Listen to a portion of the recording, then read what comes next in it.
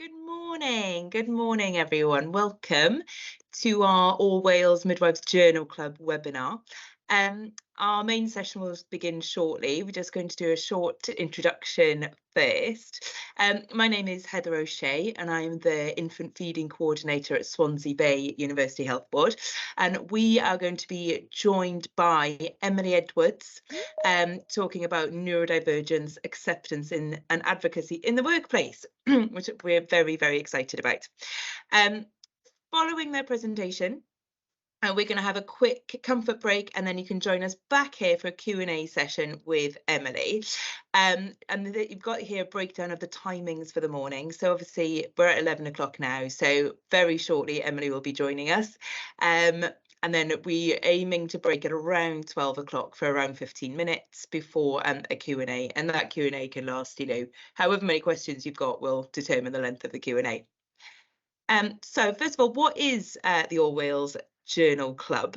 Well, basically it's a place for discussion and learning, and it's by midwives for midwives. The consultant midwife Vicky Owens from Swansea Bay came up with that phrase, so thank you very much for that. It's a really good place for midwives to engage with research in a friendly and relaxed environment. What is the point of the All Wales Midwife Journal Club? Well, as I said, it's an opportunity to come together to discuss topics that interest us. And there is a steering group which put in an awful lot of work for this, for the Journal Club. So let's have a look to see who they are. We have Sian Jones, who's a practice development midwife and founder of the All Wales Midwives Journal Club. Laura Clark, who's the All Wales Clinical Supervisor for Midwives. Stacey Keane, who's the Assistant National Officer for the Royal College of Midwives. So we're really lucky that the RCM are able to support us with this venture. Alice Einan, who's the Editor-in-Chief of the Practising Midwife. Lee Ham, who's a senior lecturer at the University of Swansea University, and Sarah Webb, who's the head of MIDIRS and the Royal College of Midwives editor at MIDIRS. Fantastic. So how does the All Wales Midwives Journal Club work? Well, every other month, Journal Club Live will rotate around Wales, being hosted by a different health board. So it was Cwmtach Meganic who hosted it last time, Swansea Bay this time, and somebody else will go next time. So then that happens every other month. When it's your health board's turn to host the Journal Club, your local supervisor of midwives will create a small working group who will link in with the steering group and the amazing team at MIDIRS, who will support you through the process of putting together the event. I have to say, it's been absolutely smooth running from my perspective. I felt really, really well supported by the team. What you need to do is find an article from a journal that sparks your interest. And if you can't think of one, if you're struggling to find something that really speaks to you, the MIDIRS team can send over a couple of different topics and article suggestions to see if there's anything that takes your fancy, so you can get started. And then you decide on a speaker. You can either do it yourselves or you can invite a guest speaker, which is what we have done today. If you are doing it yourself, you put together your own presentation. Doesn't have to be big and fancy, just a few slides, or you can make it really fancy if that's what you want to do. And then with the support of MIDIRS and the steering group, you can host your very own live journal club across all of Wales. So, as with all group activities and webinars, there are some house rules. We want to be clear that while the session is only for midwives, we are not calling this a safe space, okay? What we prefer the term is a principled space. So that means that we'll be fostering a non-judgmental environment, and we ask that you respect all the differences. Every single person on the call is different, and everyone brings something of value to the Journal Club. So all that we ask is that you remain open to hearing other people's ideas and views, which I'm sure you will. As in practice, you have to maintain confidentiality. And while this is an area for open discussion, we are still governed by the NMC code and expect participants to behave accordingly. So most importantly, we ask that you are professional, respectful, and kind. During the session, the chat facility will be available, and this is a moderated space. So if you do, because obviously we are going to hold a Q&A at the end, so if you do have a question that comes to mind, please pop it into the Q&A box. It will be moderated by MIDIRS before filtering through to us. So if you feel, if the MIDIRS team feel that there isn't anyone who's in breach of these house rules, then you will be politely asked to leave, but I'm sure that will not happen today. We just want to make sure that everyone feels safe and is able to be part of the conversation to enjoy Journal Club. Okay. So we're also aware that some of the subjects we discuss at Journal Club can be quite emotive. So if you feel that you are affected by any of the topics or conversation during the Journal Club, please reach out for support. If you're a clinical midwife, your local supervisors will be able to signpost you to services to help you in your local area. And if you're a student midwife, please access your academic mentor or tutor for advice and support. There are also wellbeing services in your local health board areas that you can access. So now that we've cleared up all the rules and the respective space, I would love to introduce you to Emilie Edwards, who's well, she can introduce herself, but the webinar is on neurodivergence, acceptance and advocacy in the workplace. So now I am going to hand over to Emilie. Thank you. Thanks so much, Helen. So good morning, everybody. My name's Emilie Edwards, and I am a senior lecturer at Middlesex University, and I'm a neurodiversity advocate. I do have to apologise for my voice. I've got a bit of a cough, so if I have to mute and come off screen, just please do excuse me.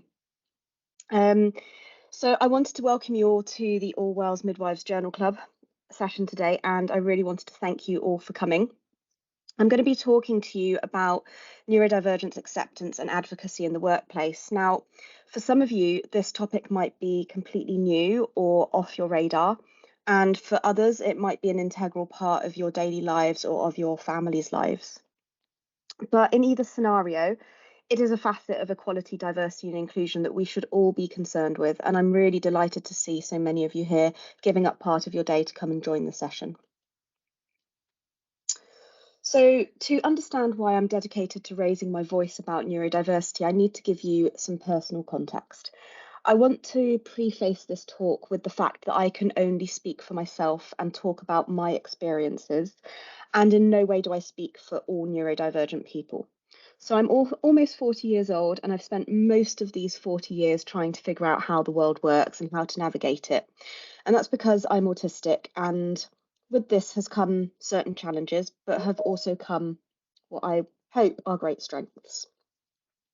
So I struggle with things such as communication. That can be understanding things such as tone, humour, or the unsaid communication that passes through body language. So obviously these are some of the elements that make up all of the social interactions that we have on a daily, hourly, and even a minute basis.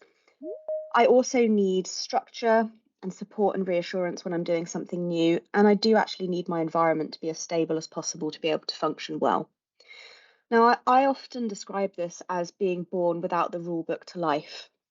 Now, that doesn't mean that I think that all neurotypical people always know what they're doing, but I do think that many of the things that you do in your everyday life might be taken for granted. So that can be simple things like an interaction with a colleague, answering an email, talking on the phone, or even just meeting up with friends. And these are all things that I will have thought about deeply and rehearsed many, many times in my head before undertaking them. And ultimately what happens is that that comes at a cost, and that's often exhaustion, or in more severe cases, it can be burnout. So my background, I did a master's in neuroscience and I had a career as an optometrist, but then I decided to retrain as a mature student to become a midwife, and I qualified in 2018. And I really thrived during the academic part of the course, but I struggled working in the NHS because I found it quite sensorially overwhelming and also quite confusing to communicate. Now, all of you work within a hospital environment, or are very, very experienced within the NHS. But even if you're just going to A&E, for example, it can be really easy to see how intense this environment is. Now, fortunately, I had a supportive university tutor who noted really early on what I was struggling with. And I also had a really observant clinical practice facilitator, and they supported me through my placements, and they were safe people for me to speak to and debrief with. But regardless of having great support, I still really struggled with the long shifts, and particularly the night shifts. And I struggled with loud noises and bright lights and different smells. Obviously, all of these things make up being, they're all part and parcel of being a midwife, but they were things that I struggled with. And just to give you an idea of the impact that working in a busy environment can have on an autistic brain, I'd like to share with you an animation that was co-created with an autistic student. I do want to give you a big trigger warning, and give you time to either remove your headphones or turn down the sound on your computer or whatever it might be, because this is going to be quite loud. So once again, a trigger warning for you to be able to do that.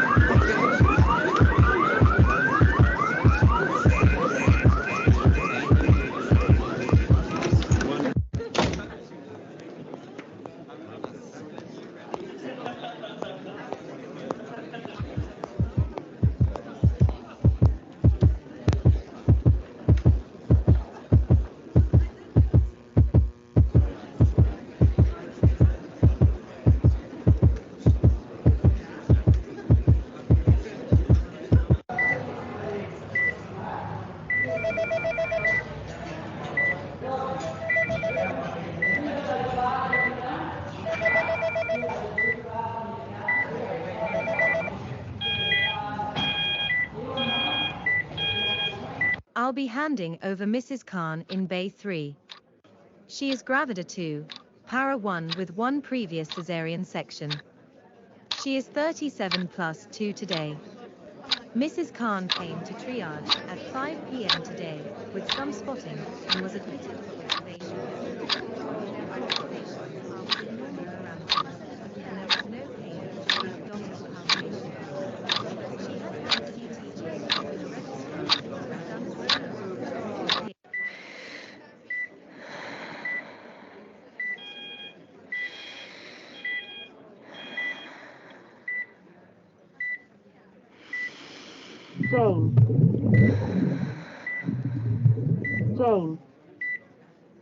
Jane. It's really busy on the ward today, and you haven't had a break in a quiet area for hours. Would you like some help?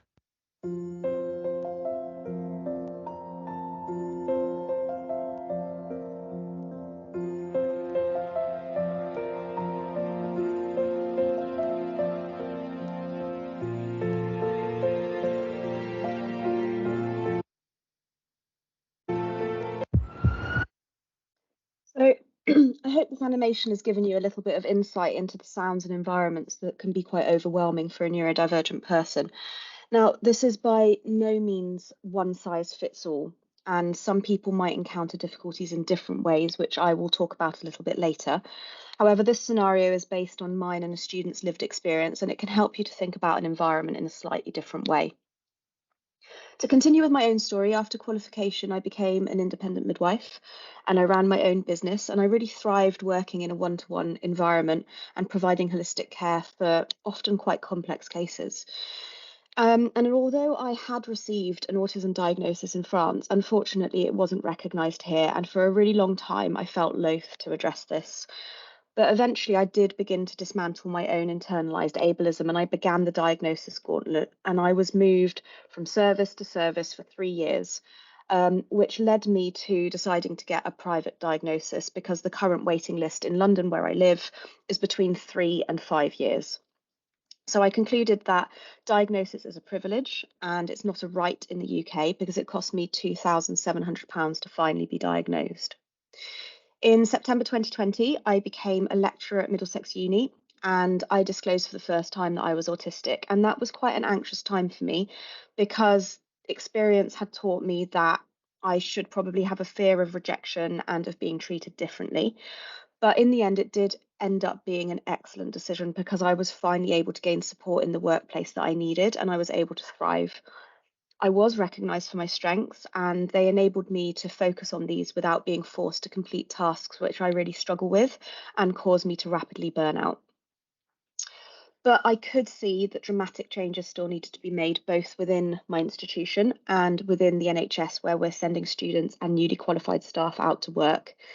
And so since then, I've conducted research, I've written articles, I've spoken at conferences, and I've taken on leadership roles in neurodiversity advocacy. And that's because I gained the courage to speak up about being autistic, and I positioned myself as a role model for neurodivergent people. Ultimately, what I had to do was make myself quite vulnerable and tell my story and be the change that I wanted to see. Now, as I said at the beginning, this is my story, and autistic people do not all present in the same way. People with ADHD, dyslexic, dyspraxic, and dyscalculic people will present again completely differently. And you'll see many neurodivergent people are highly practical, empathetic, and driven, and they can thrive within their workplace NHS with the appropriate environment and support. And once that's established, that could prevent them from leaving a profession that they enjoy and is in desperate need to retain its staff. So I would like to give you a little bit of information, first of all, about what is neurodivergence. And I guess the first thing I'd like to start with is explaining that disability is a protected characteristic under the Equality Act 2010. And although some neurodivergent people do not identify as being disabled, the legal definition of disability under the Equality Act does mean that neurodivergent people are likely to meet the conditions. I would like to make a few key points about terminology. The term neurodiversity denotes a social movement for neurominority rights. So you can't say that somebody has neurodiversity. Neurodiverse simply means diversity of the mind, and it's the idea that all brains are different, but it also recognises the full spectrum of brain difference. So that makes up both neurodivergent and neurotypical brains. So again, contrary to popular belief, an individual cannot be neurodiverse because this terminology refers to a whole group of people and not just a specific individual. Someone like me is neurodivergent, and that refers to the idea that my neurocognition is different from the neurotypical population because I'm autistic. So neurodiversity is a social movement. Neurodiverse refers to the whole spectrum of brain difference, and neurodivergent refers to someone who has a different neurocognition. Whilst we're discussing terminology, I would also like to address a point of contention. The neurodiversity movement often encourages identity-first language, such as autistic person or dyslexic person, rather than person-first language, such as person with autism.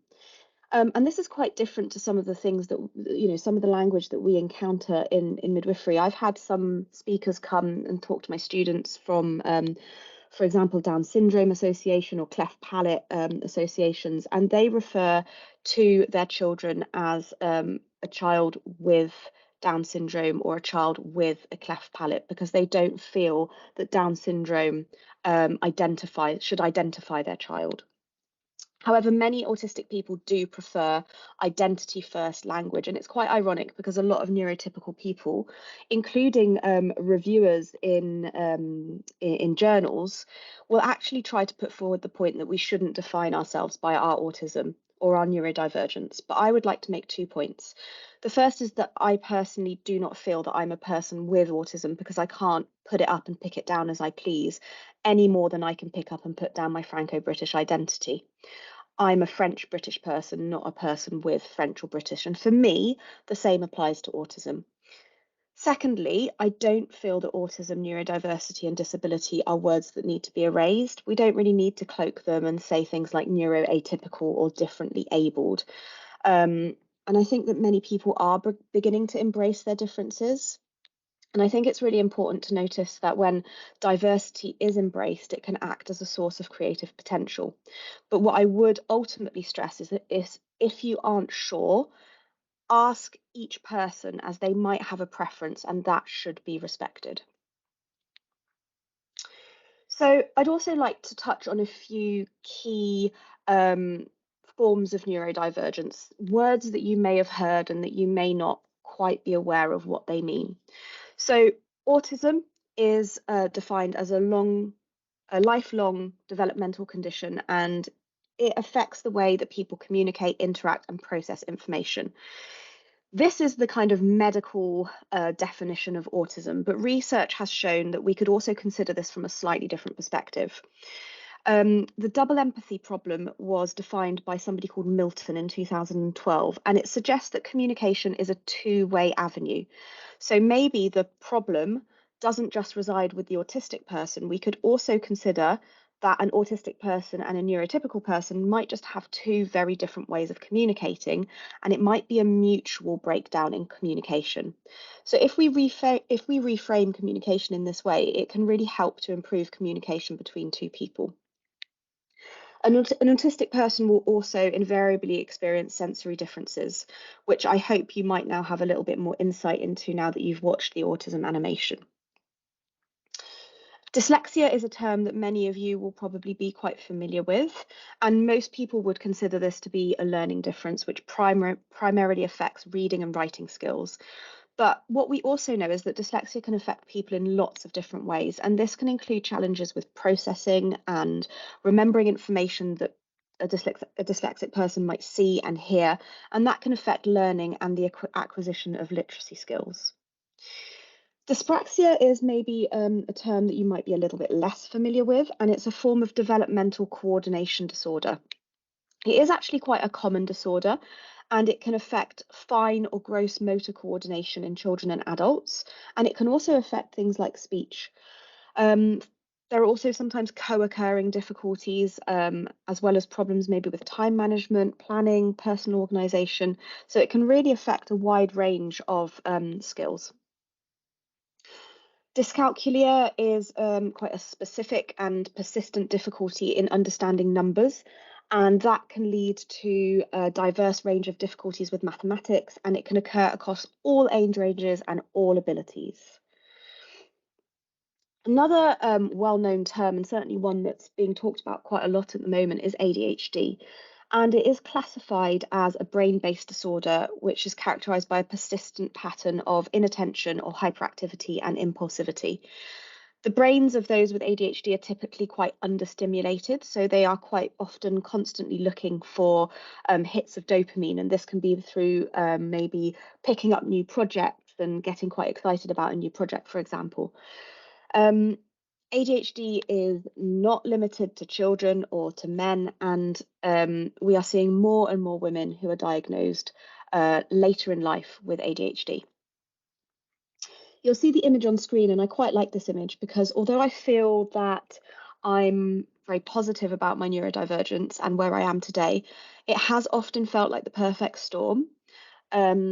Something that I'd like to make really clear is that neurodivergence will present in as many different ways and in as many different combinations as there are people. For example, I am autistic and I also have Tourette's.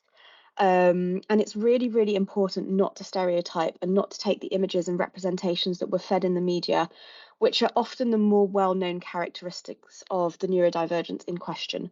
And that's why it's really, really important to work in a person-led manner. It's really easy to focus on the things that I struggle with.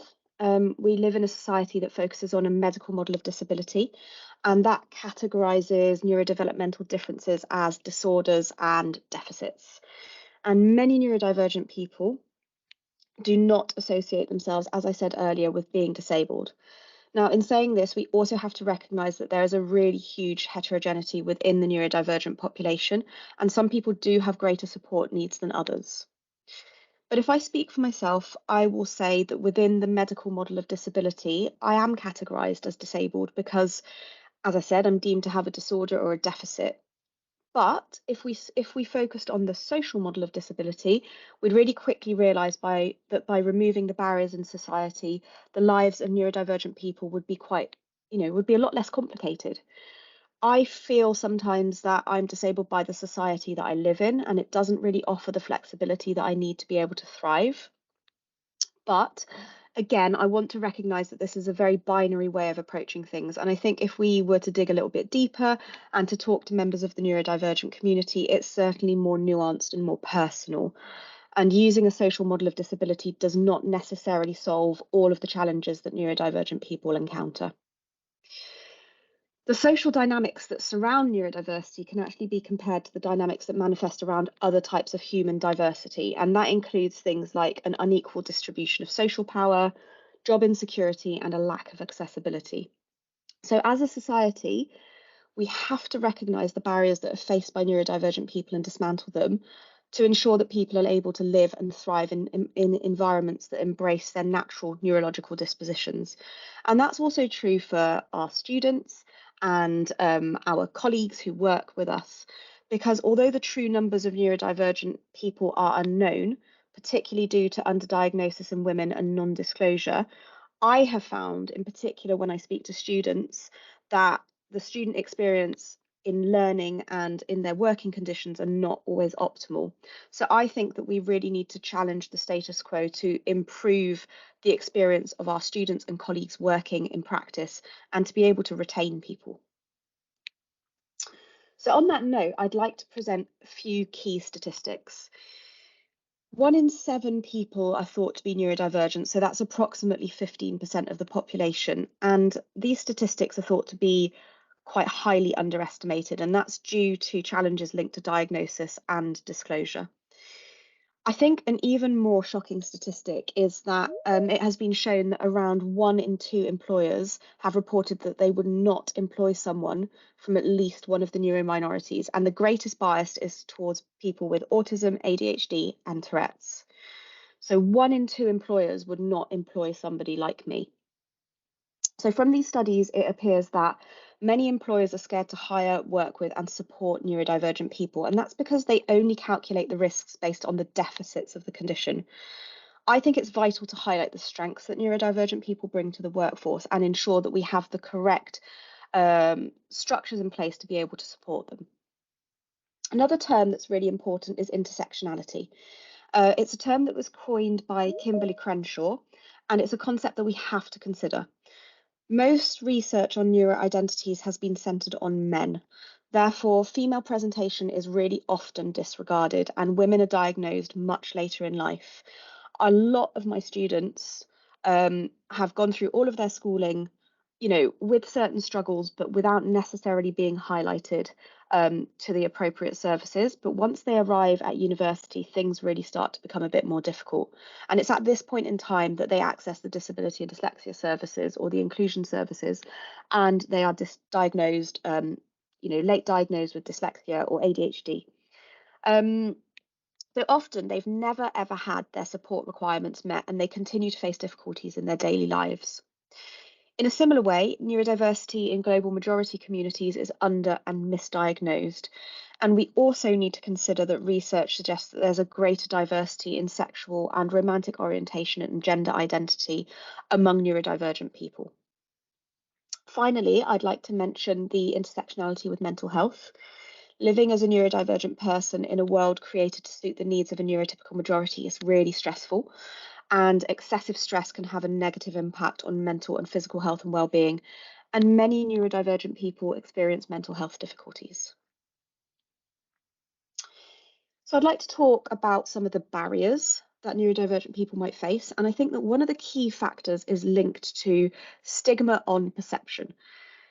There is no need to fix neurodivergent people. You can't cure neurodivergence. We need to find ways to adapt education and workplaces in a way that respects all ways of thinking and working.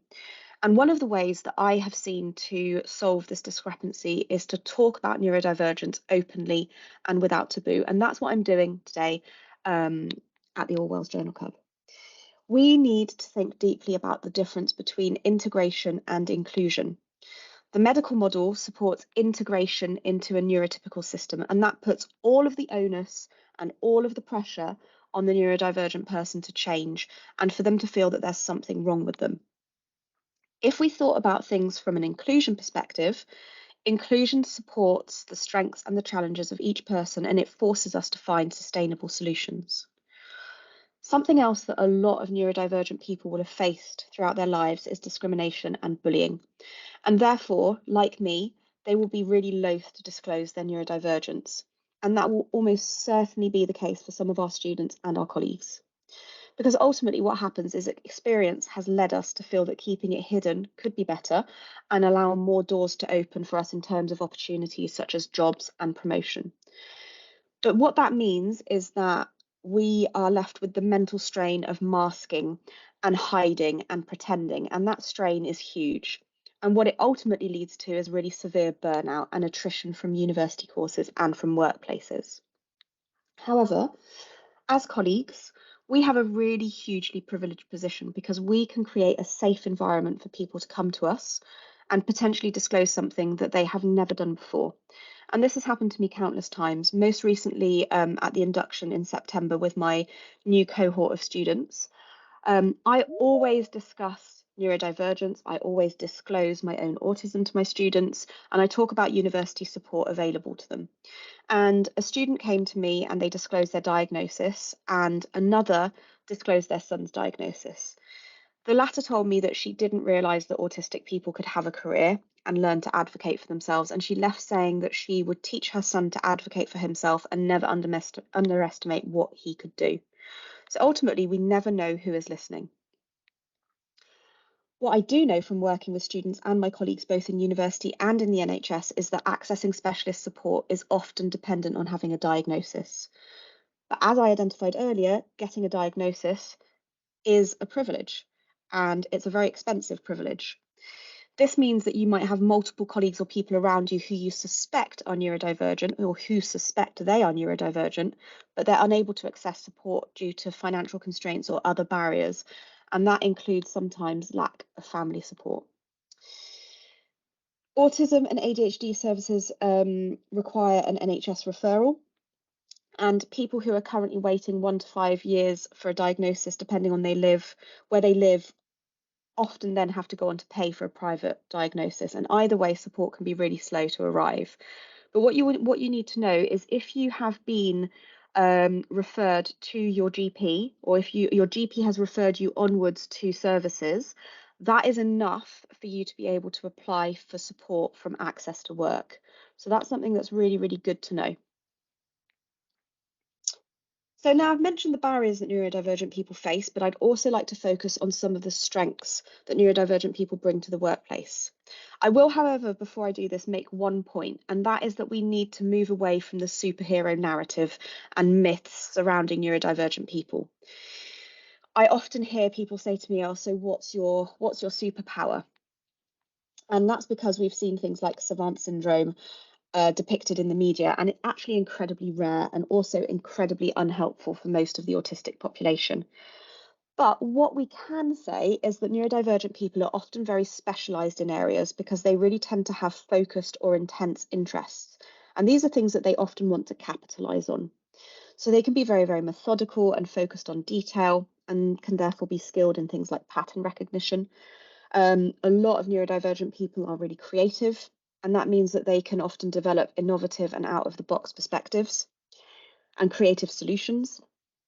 Many of us are really holistic in our approaches, and we have good problem-solving skills, and those are really huge strengths in healthcare. And some of us will have a tendency to be able to hyper-focus, will be very curious, quite self-motivated, and have a huge attention to detail.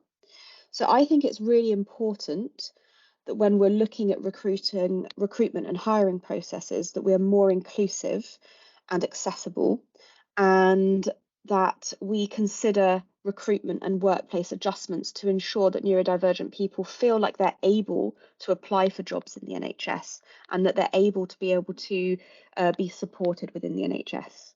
But we do need to remember that neurodivergent people do not have superpowers. I think that the way that we can improve support in the workplace is to ensure that we have things like neurodiversity acceptance training, some of which you're experiencing today because you're coming and you're listening to this talk. And that will go a really, really long way to improving support for your colleagues and creating more inclusive work environments. So I guess the really important question is, how do we enact change and how do we move towards acceptance. I think all of the background information that I've given you is really important and has given you context, but the ultimate question is, how can we enact change?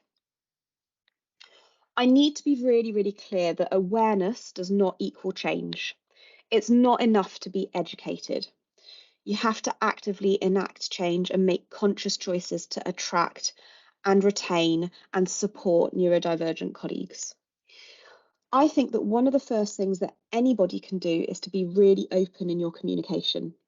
So ask anybody that you're working with, any students that you're working with, if you're a manager, any of the people that you're managing, do you have any reasonable adjustments that I should consider? It's a really simple question. Do you have any reasonable adjustments that I should consider? If we normalise talking about disability and neurodivergence, people will realise that it's safe to talk about, and they are more likely to come for support rather than burning out alone and leaving without asking for help.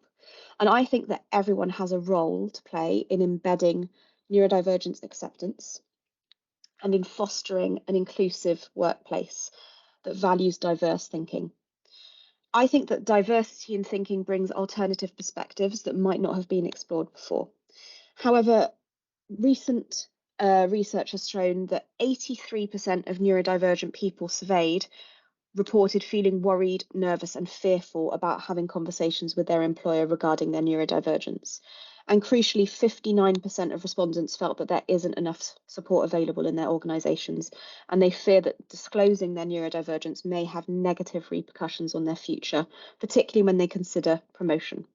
So I think that we need to foster really inclusive, really accessible workplaces. We need to show people that it is safe to disclose and it is safe to come forwards for help. So I'm going to give you a few practical recommendations. I think it's really important that you communicate clearly and directly. So avoid complex euphemisms. If you're using really complex subtext and expecting me to guess your thoughts, I can promise you that I'm really likely to misunderstand. I do not understand subtext. I am going to take you at face value, and I'm going to take exactly what you said, the way that you said it. So I often say to people when they're speaking, use your words and say what you mean. Another thing that's really important is providing constructive feedback, and doing so in a private space. Don't do it in front of other people, because a lot of neurodivergent people will have been quite consistently called out and embarrassed, and their challenges will have been pointed out in front of an audience a number of times, and this from their very, very young childhood. So it can be quite scarring for people. So if you're going to provide feedback, do so in a private area, and do it with an identifiable structure as to how somebody can improve. I think that that's a really, really important way to give feedback. A lot of neurodivergent people can struggle with things like documentation, particularly if they're learning new systems, new IT systems, for example. So provide additional support for documentation, because that can be a really complex skill for neurodivergent people to apprehend. We've talked about disability awareness, acceptance training. That's kind of what you're doing today, but you need to continue to educate yourselves and continue to have these discussions, and ensure that there's a stable point of contact for colleagues at work for anybody who might need additional support. In the workplace, if you're a manager, I would sit your team down and have a really frank conversation in your one-to-ones. Like I said earlier, ask the question, do you have any reasonable adjustments that I should consider? We have to normalise these conversations. You can also consider the sensory environment. So that's things like providing quiet workspaces for somebody to be able to unwind, particularly if there's been a very, very difficult situation or a very overwhelming situation. That can help to prevent auditory overstimulation. Another thing that I want to point out is relaxing the attention to eye contact in things like meetings and interviews. Every interview prep session I've ever been to has told me you must maintain eye contact. And that's something that I find incredibly difficult, even just in day-to-day conversations. And people have said to me, oh, you're not looking at me, so you're not listening to me. And actually, for me, the opposite is true. If I'm not looking at you, I'm much, much more likely to be taking in absolutely everything that you are saying to me. and being able to retain that information. If I'm forced to maintain eye contact with somebody, it's acutely uncomfortable for me. And I actually spend a lot more time and energy focusing on maintaining that eye contact rather than trying to actually listen to what's being said. I think really good practice is things like including if you're going to have meetings and you're obviously going to have an agenda for a meeting, so make sure that the agenda and the minutes are circulated pre and post meetings. That's going to make sure that lots of people are able to be included. I think that making some of these adjustments can result in an organisation being much more inclusive and welcoming of neurodivergent colleagues. And I think that awareness and particularly acceptance are key to ensuring that more and more work environments realise the opportunities and advantages of embracing neurodivergent individuals, but also ensuring that they're given the environment and the tools within which to thrive. So I wanted to thank you all for listening.